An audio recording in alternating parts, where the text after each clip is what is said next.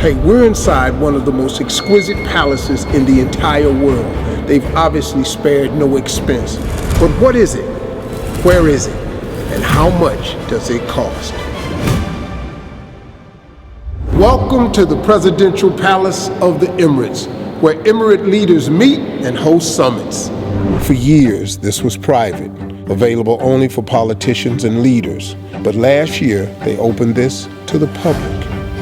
This is the only palace open to the public in the Middle East. So for the first time ever, I thought I'd show it to you. Here, every door took 350 hours to make. Here, they have one of the largest domes in the world, 37 meters in diameter. And they also have one of the largest chandeliers in the world. This chandelier above me is so big there is room inside of it for people to do maintenance work.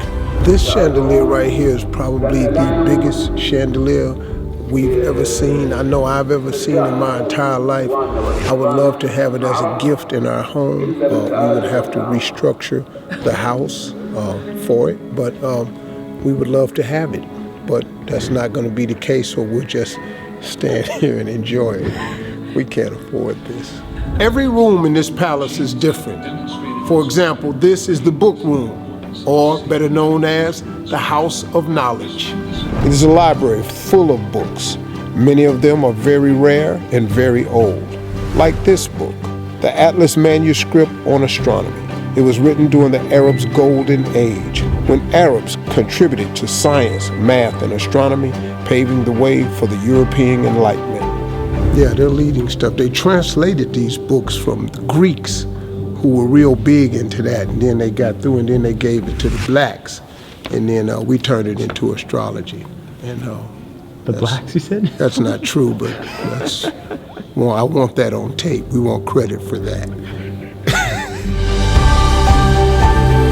All right, this is a presidential gift room. What's inside are gifts from all around the world presented to all of the Emirati leaders, such as ancient wooden weapons like swords and daggers from Saudi Arabia, wooden elephant sculpture from South Africa, a golden horse from Turkmenistan, a jar that looks like the moon from the Republic of Korea, and a beautiful medal from France. This would be like beyond presidential for me. This would be, in the words of my friends back home, baller.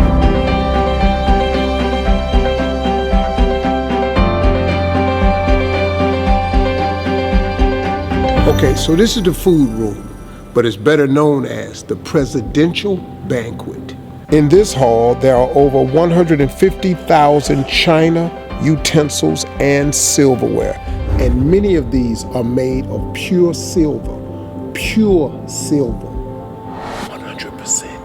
I bet the food is good in here. You look at this. How you gonna serve something that's not good? The food is gonna be delicious. I want some. Why is there nothing here? They didn't know I was coming. I'm always hungry. Might not be presidential, but I'm hungry though, that's for sure. Usually 85% of the day, but I feel very baller sitting in this chair, I'll tell you that. Okay, so I know the question on your mind is probably, how much does all this cost? I did some digging, some looking into it, and here it is. A lot.